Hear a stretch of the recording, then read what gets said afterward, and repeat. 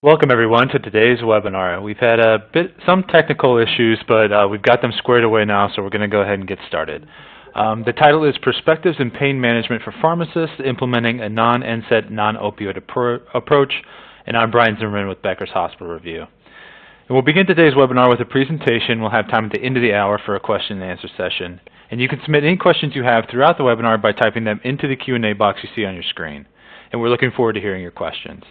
This session is being recorded and will be available after the event, so you can use the same link you used to log into today's webinar to access the recording. And we'll get started now by introducing our presenter, Jawad Saleh. Dr. Saleh is board certified in pharmacotherapy and critical care with over 15 years of clinical experience. In addition to being the manager of clinical services and education, he also plays a vital role in the ICU as a critical care coordinator at the Hospital for Special Surgery. Among his multiple accomplishments, he is responsible for having created and implemented the first pharmacy clinical program in the hospital. Simultaneously, he serves as an affiliate professor at St. John's University. Dr. Saleh received his Doctor of Pharmacy from the School of Pharmacy at St. John's University in Queens, New York. And at this time, I'll turn the floor over to Dr. Saleh to begin today's presentation. Thank you so much. We're going to talk about the perspectives in pain management for pharmacists. I'm not going to bore you guys with a lot of data. I want to hit the main points so you guys get gist of exactly what message I'm trying to get across here regarding pain and the epidemic that's been going on. This says for pharmacists, but technically this can be used for any discipline. We have there's a lot of information here that can benefit any institution dealing with the pain crisis. So moving right on along, this is a promotional program by Mallinckrodt. I am speaking on their behalf, and we are going to dive right into the challenges in a shifting healthcare landscape. I'm going to give you guys a second just to look at this this map right here of all the different dark red states and then pink states and gray states, and basically this is in December 2018. The CDC reported 70,237 people died from drug overdoses, and guess what? 68% were from opioids. And the number keeps rising, and I'm sure your entire institution is aware of this epidemic, but the question you have to ask yourself is, what are you doing for this epidemic? What have you done for the pain crisis? And as pharmacists, you're the medication professionals, and who have you worked with? And what projects have you done to kind of work on that? Moving on along to healthcare challenges and hospital challenges, we're all facing these type of challenges. Whenever I talk about this, it's almost like we're part of the same family. We're all dealing with the same thing. It doesn't matter what state you're in. Some of the healthcare challenges, improving access, reducing cost, and improving quality.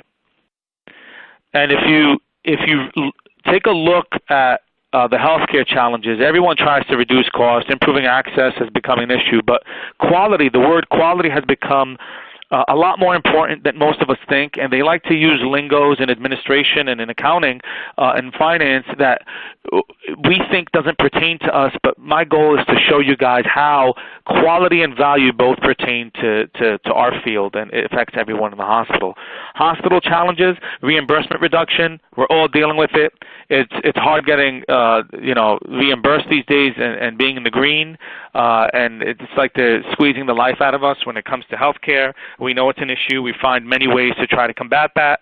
Transitioning from volume-based to value-based care. If you don't understand what that means or you've never heard of it before, I'm going to get into it and talk about it. It's really important you do know what that means, because you can help change from value-based to value-based, and why there's dollar signs involved in that and patient care. Aging population. When I started here, when I was a student, we used to have restrictions on patients coming in, their age, their BMI, their A1C, smoking, but now we're taking on more and more of aging and complicated patients.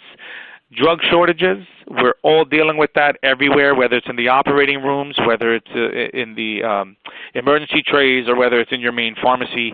We're all finding very creative ways to deal with that and finding ways to go around it, even if it takes hiring more staff. and increasing use of biologics, that's more of a question mark with what's happening with that, and if insurances are going to pay for it, and formulary management. So moving on to the word value, as you can see here, we all know about decreasing costs. We all try to do that, especially incremental costs. But how are you increasing quality? And how does patient satisfaction come into value? So how do value, quality play such a big role in long-term value? And we'll talk about that in a bit. So, a lot of pharmacists say, well, I have nothing to do with this whole quality value thing. I'm a pharmacist. I'm working on patient care. But the truth is, we are like the number one advocates when it comes to therapeutic choices.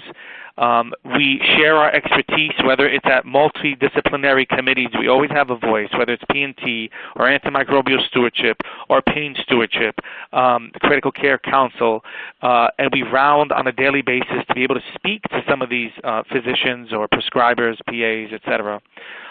And we seek ongoing opportunities because we're involved in research, if you're not, or pilots regarding this. So believe it or not, we can play a big role in quality. So mounting pressure to improve quality and the shift towards value-based purchasing. You ask yourself, what's value-based purchasing?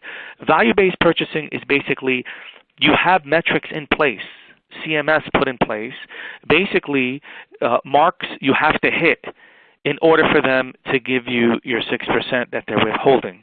They benchmark it nationally, and they have voluntary and involuntary programs. I'm not going to get into each one, but keep in mind that Medicare revenue is at risk. 6% is multi-millions of dollars.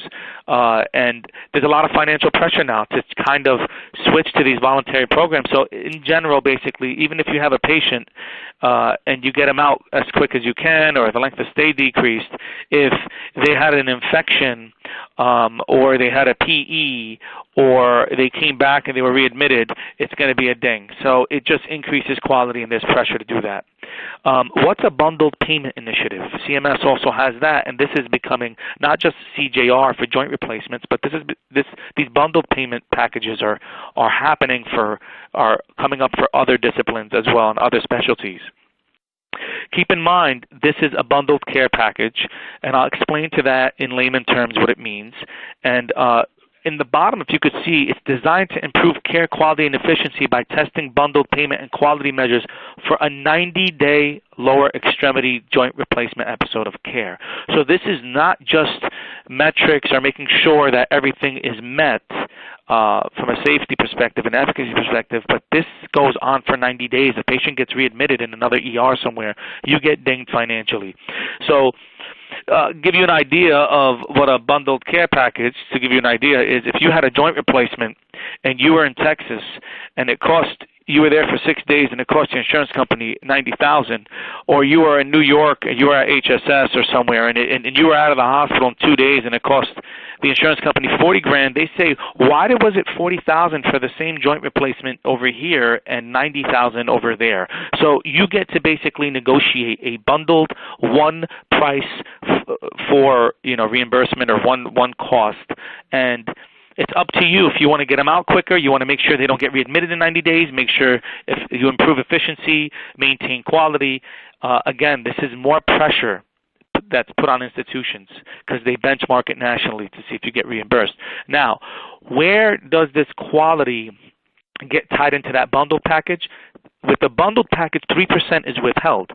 50% are post-surgical complications, and this is the big one coming up. 40% are HCAP scores. So now, does that ring a bell on why HCAP scores are so important? Yeah, we love our patients and we do it for patient satisfaction. We want to do the right thing.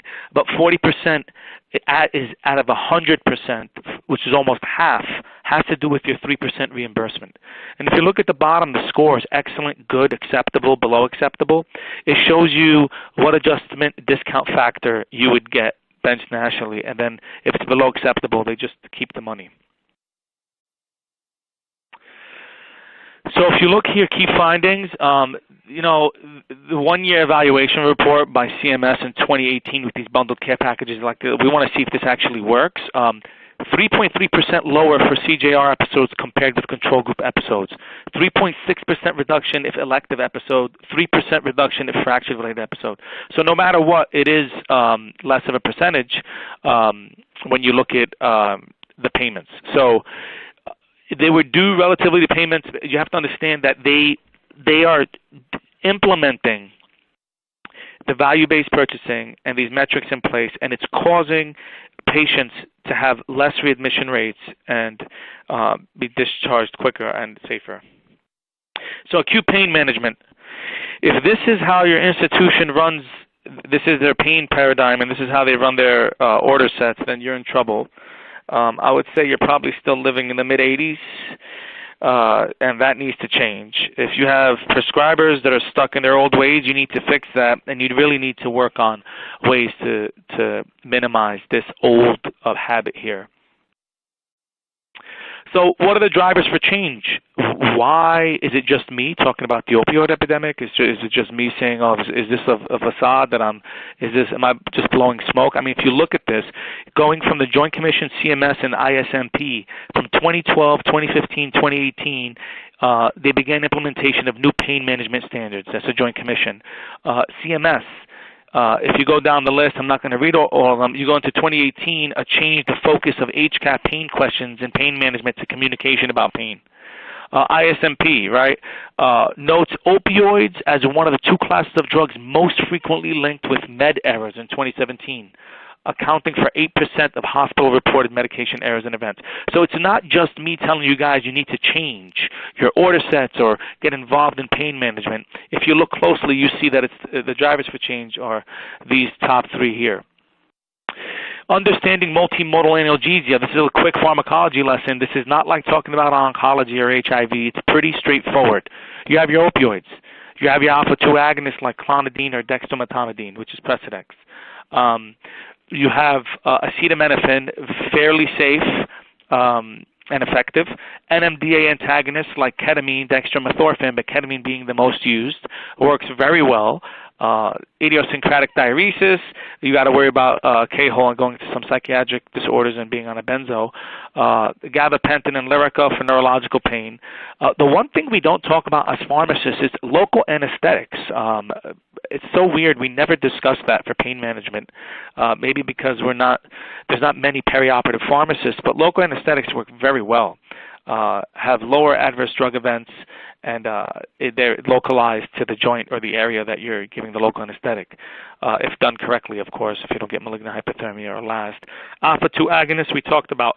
So, again, you do have NSAIDs that you can give. They have their benefits of being anti-inflammatories, but they have their downsides with bleeding, increase in draining, and acute kidney injury at times.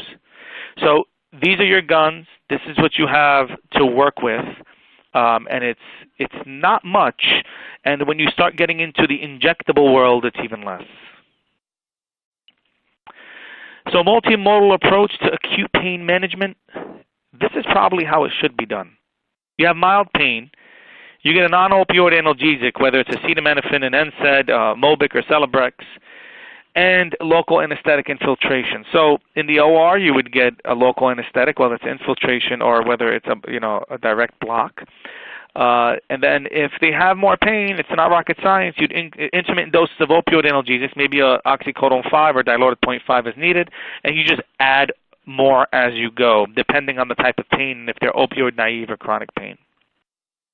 So work on this, and most likely work on order sets in your computer system, which could strategically guide the prescriber to where they need to go. So again, that's multimodal analgesia, utilizing different mechanisms to treat pain. And as you can see here, these are all of the societies and organizations that support multimodal analgesia. And the American Society of Anesthesiologists, American College of Surgeons, you can go down the list, even the EROS societies and the Society of Critical Care Medicine. So it is widely endorsed, again, utilizing multimodal, minimizing opioids and adverse drug events. What's next in the pain management world? Well, could we ever get to opioid-free? That's a question. I mean, difficult, but it's out there. So further research is needed to work on this. And possibly, I mean, reducing, yes, possibly completely eliminating would be great with some of these newer agents coming out and having more options. Who supports that? The American Society of Enhanced Recovery and Perioperative Quality Initiative. They're exploring the future of opioid-free pain management and think that there might be a day where we can get there. Surgical patients have an estimated 5.9, basically an average of 6% rate of new persistent post-operative opioid use. So keep that in mind, that this is a goal. This is something people work on.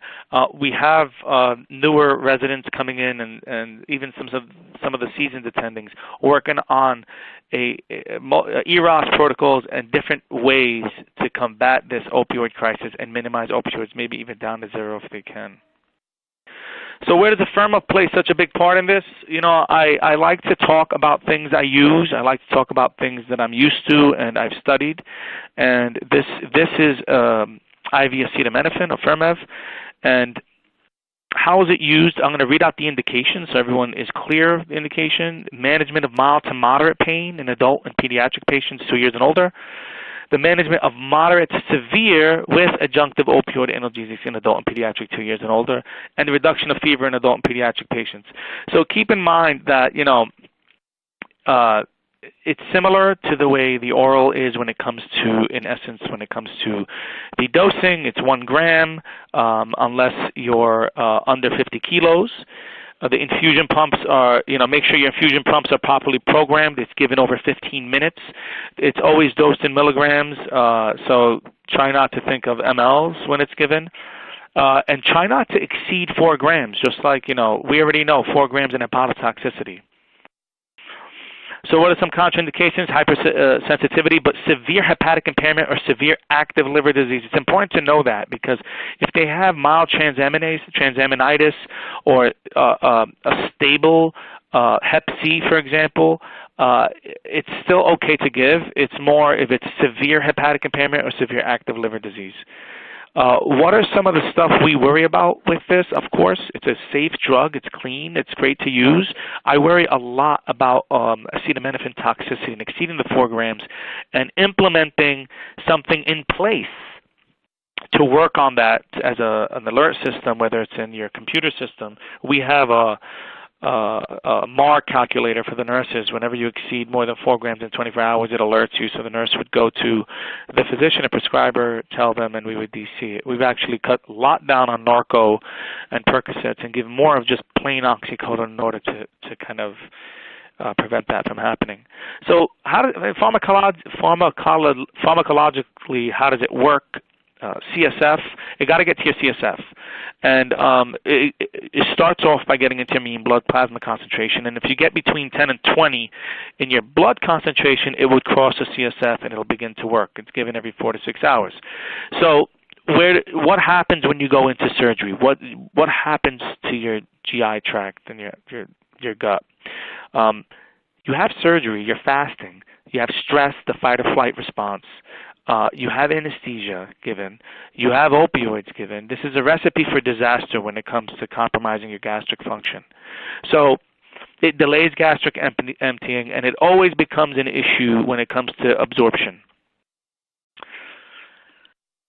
So here, this is just a quick, you guys already know this type of pharmacokinetics, but going into pharmacokinetics, they did a 3-way crossover design, basically in healthy volunteers, and they just compared what the kinetics of mean blood concentration is with IV versus PO versus per rectum. And as you can see, the IV spiked right up to the top and then came back down. And it was, the IV had 76% higher mean plasma than PO and 256% higher than mean plasma. But what does that really mean? This is just me talking about pharmacokinetics again and talking about first pass metabolism and how it's prevented with IV. Now, looking at mean blood plasma concentration, does that correlate with area under the curve with CSF? It does. So this is just showing, looking at this, you see that the IV had an area under the curve in 6 hours, 75% higher than PO and 142% higher than per rectum. This is just proving that if the higher mean plasma concentration, the higher CSF area under the curve. So what they did in this study is they added morphine. They did a single-blind, randomized, two-way, repeated dose study. And what they did was they used IV versus PO, but every 6 hours they added a dose of morphine. And it was 0.125 milligrams per kilo in 15 minutes infusion. But they were giving it every 6 hours. And what happened when you started to give morphine in the mix when you're giving IV and PO? This is what happened with the PO. If you could see the gray peaks every 6 hours were peaked correctly above 10 to give you an area under the curve in your CSF for it to work. But if you could see after you gave every 6 hours the morphine, the peaks dropped. You see the red dots? And that dropped because it slowed down your gastric function. As we know, opioids can cause constipation. But then after you notice that red peak went up towards the end, towards 21 hours, and everyone asked me that question, what we did is we stopped the morphine. So it was basically a dump effect. So it's stored in your gut, and then it dumped it when you stopped giving the opioid. So this is just something to keep in mind. I've seen this happen. I've seen AST and ALTs go up. Was it detrimental and life-threatening? It was not, but just something to keep in mind. What happens with the IV? It peaks perfectly. There's no first-pass metabolism. You don't have to worry about morphine or any other effects of the GI tract. This is just comparing the two and noticing the IV versus the PO pharmacokinetically. So there was a major orthopedic study done, and the primary endpoint was pain relief, measured on a 5-point verbal scale over 6 hours. So what did they do? They randomized in a 24-hour period. They wanted to see if someone who had a morphine PCA, and they really compared this to placebo, someone who got OFIRMEV versus someone who did not, and how many times did they use their PCA. And if you look at this chart here, on your right, the mean time to first use of rescue of using the PCA, if you were on every 6 hours you were getting IV acetaminophen, your first dose of IV PCA was in 3 hours versus less than an hour for placebo. What about morphine consumption?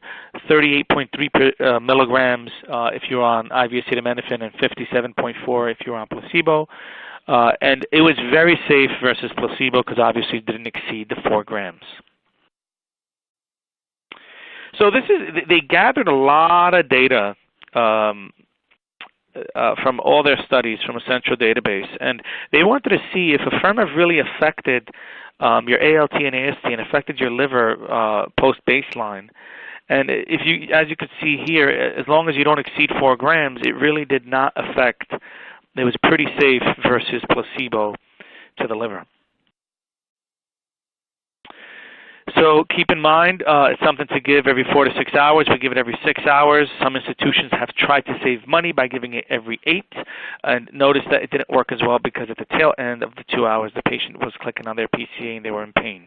So this is probably one of my favorite slides, this one and the next one. The guideline source for IV acetaminophen. Yeah, there's a price back and forth, IV PO, and we're going to talk about that in a bit, but looking at this, organizations such as the Society of Critical Care Medicine and the EROS Society both say that the use of acetaminophen by all routes, including IV for opioid-sparing analgesia in adults critically ill patients, IV may be preferable in some subgroups due to reduced absorption of oral or rectal formulations. The EROS Society says use of acetaminophen post-operatively for pain management states it may be the safest non-opioid analgesic. Notes IV may be better absorbed until gut function recovers post-operatively. Recommends discontinuation of opioids and acetaminophen combination products. So these big organizations are recommending preferably the IV formulation because of the gut issue.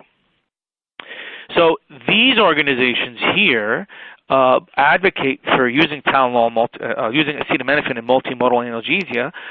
The American College of Surgeons, ASA, Task Force, Acute Pain Management, and the EROS for after surgery, recovery after surgery in 2019. But they don't specify IV or PO. They just basically state acetaminophen is a major part of the post-operative multimodal analgesic regimen. So, patient's in the preoperative, intraoperative, or postoperative setting and is NPO or not able to tolerate oral medication. How do you manage the patient's pain and minimize opioid use? This is where our hands are tied. We're not talking about if you can tolerate PO. We're talking about someone who's either asleep or unconscious, or they haven't passed gas and their GI function is unable to tolerate oral. What are you giving when it comes to injectables? Now, most of you would say we'd give ketorolac, and that's a good choice for inflammation and for pain, although ketorolac is a pretty dirty drug at times, as it can cause bleeding and it can hinder your renal function, especially if it's compromised due to hypovolemia and the stresses of surgery. So that's one agent that you can mention at this time. And half the time, or some of the, it's not really the most optimal, but it can be used. Synergistically, I use it with IV acetaminophen. But at the end of the day, what do you use if you want to follow this multimodal analgesia approach? The rest are opioid injectables, for the most part. There are others out there. They're more expensive, or they still have the COX-1 effect as well of the renal function and bleeding. So keep that in mind. This is a very good question in the perioperative setting. The way forward, where's some of our biggest issues here that I want you guys to kind of focus on? If you focus pharmacy, let me tell you the biggest problem with pharmacy.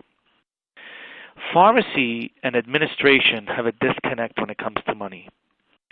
You can work on 10 pilots that could save the institution readmission rates, save HCAP scores, pain questions. You could be involved in anything, decrease infection rates. The only way a pharmacy can really prove that it saved the institution money is by cost minimization of drugs or formulary management or cutting the budget. Because the truth is, a lot of your potential cost savings look nice on paper, but the hospital is not increasing your budget for them. If you have a medication that can save the hospital indirectly, I don't know, $2 million, they're not going to give you $200,000 to buy the drug. They just won't. The pharmacy director worries a lot about his budget and wants to maintain the budget. He might be saving the hospital a lot of money, but there's a huge disconnect between administration and the pharmacy. So that keeps us, again, our hands are tied again. We don't want to order or add drugs to the formulary that might be, and again, I'm not saying one drug can do all this, but multiple drugs can help in this. They're not going to increase your budget. You actually will be out of a job if you went over budget by $1 million. So it's really important to understand this value-based purchasing, HCAP scores, understanding their lingo, and having a sit-down with administration, helping them understand how indirectly, whether it's a bundled care package or value-based purchasing in general and CMS, and how you can help with that. So cutting, cost cutting and offering incremental improvement is great, and it's safe. But the greater opportunities in strategic approaches, and that's something that you would have to deal with or talk to or try to get the message across to administration. So, some really important discussion points. Think about where you are and where you want to go, right? So, again, to be perfectly honest, we're going to go through the bullet points. What are you doing now? To minimize opioid use in your institution, how can you improve? Are you improving? What are you doing? Are you doing anything? And I'll tell you, Joint Commission was just in my institution, and one of their major questions is, what are you doing about the opioid epidemic? They had us on a round table, med management, a lot of the chiefs and multidisciplinary, and their questions are, what are we doing? So it's important to know what you're doing and where you're going. For pain relief in patients who can't tolerate PO, pre, intra, or post-op, how can you improve their pain?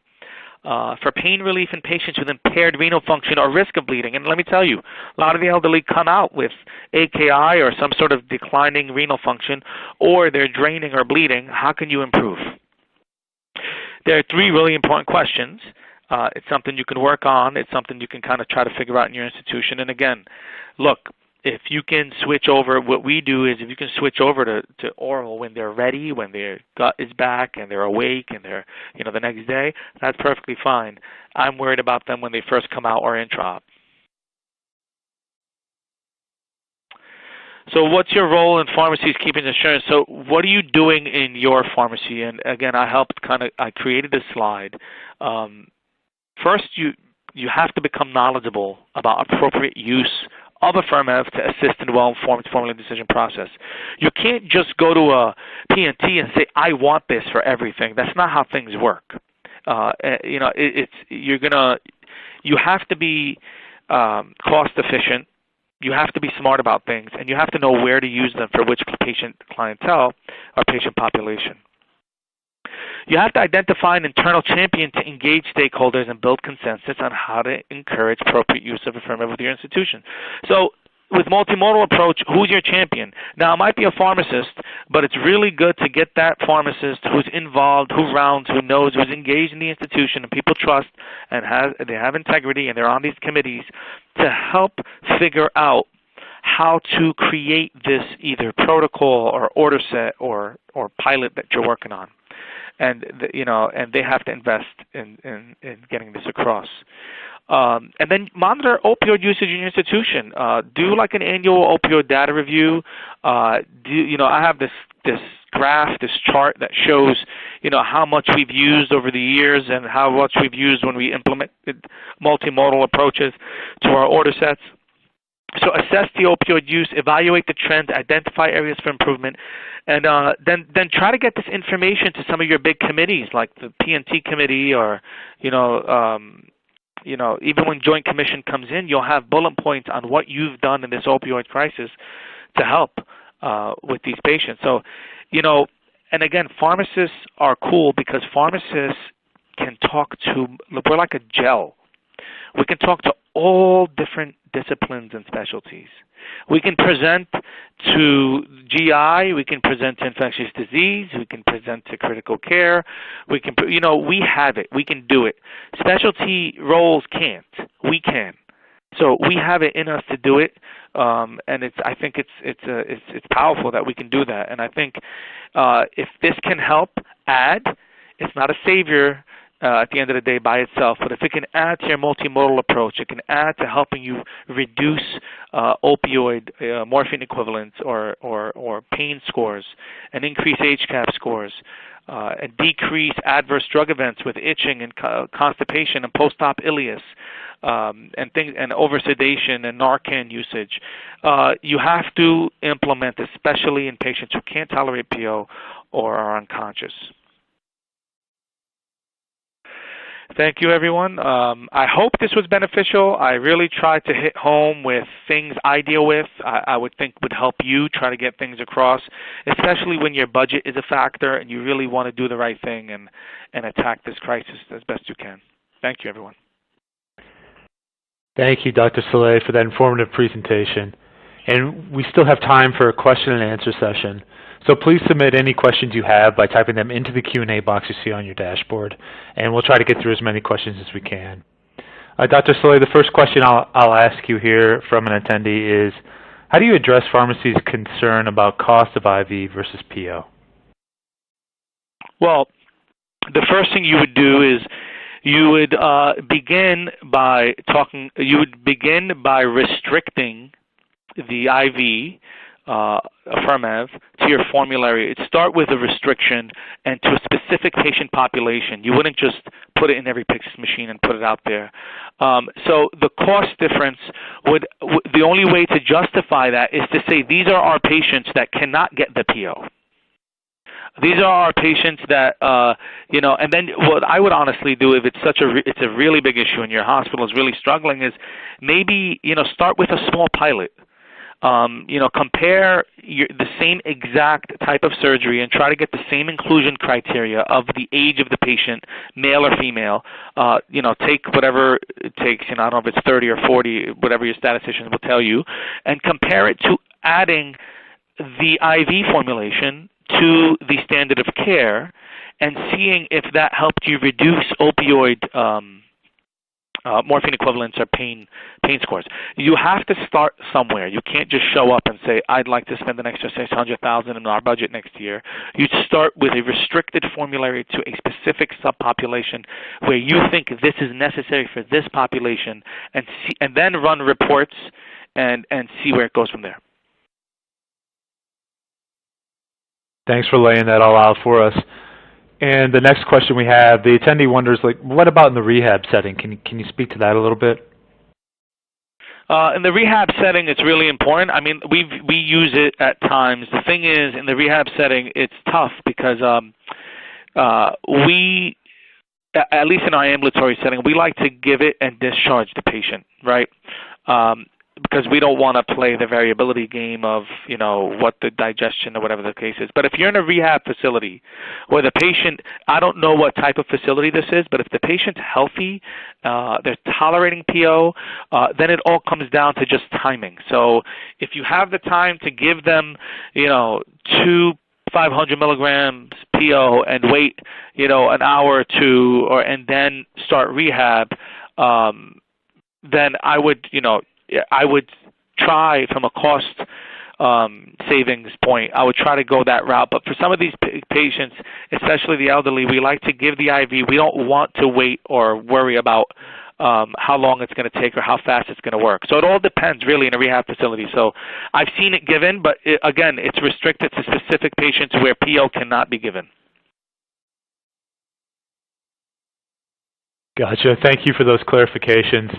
And the next question I have here is this attendee asks, what studies are available comparing IV acetaminophen to PO acetaminophen, not IV acetaminophen to placebo? Yeah, there's some out there that have come out, and I can't reference them, probably offline. We can send them out to whoever that is. But they have come out, and the problem with the studies is people have used the studies. When I discuss IV versus PO, I like to focus more on, even if you were to bring studies back, let's say you did a study where they were equivalent, let's say, I like to focus on patients who cannot get the PO, who are getting ketorolac and opioids. I focus on those patients more than the patients that can get both. So I don't focus on what works better. I focus on what can I give. So if I can't give PO, what am I giving? You understand? That's where I focus more on. There's data out there that shows there's a difference, and that's probably offline. We can send that over to you. But again, I don't focus on the IV versus PO. I focus more on they're not tolerating PO. What are you giving as your multimodal approach in an injectable setting? Thank you, Dr. Saleh. And with just a few minutes left here, do you have any final thoughts you'd like to share with our attendees today? Sure. I honestly, all I want to say is we are pharmacists, or whatever discipline you're involved with. Please work on projects, pilots, studies on the opioid crisis, on lowering morphine equivalents, on lowering, opioid usage. Again, if you're not, it's going to come back to bite you, because that is what Joint Commission is looking for. That's what's happening now in multiple committees, societies out there. That's the move right now. It's one of the biggest topics that are out. Besides CBD right now, that's one of the biggest topics. So please work on it, do something. I mean, again, actually, you're lucky if you haven't, because it's such a big world to work with that it's going to be very easy for you to kind of work on that, work on a study, a pilot, something to present. Great. And that will conclude our webinar for today. And I want to thank you again, Dr. Saleh, for your excellent presentation. And I'd also like to thank Mallinckrodt Pharmaceuticals for sponsoring today's webinar. Enjoy the rest of your day, and we look forward to having you join us for future webinars. Thank you.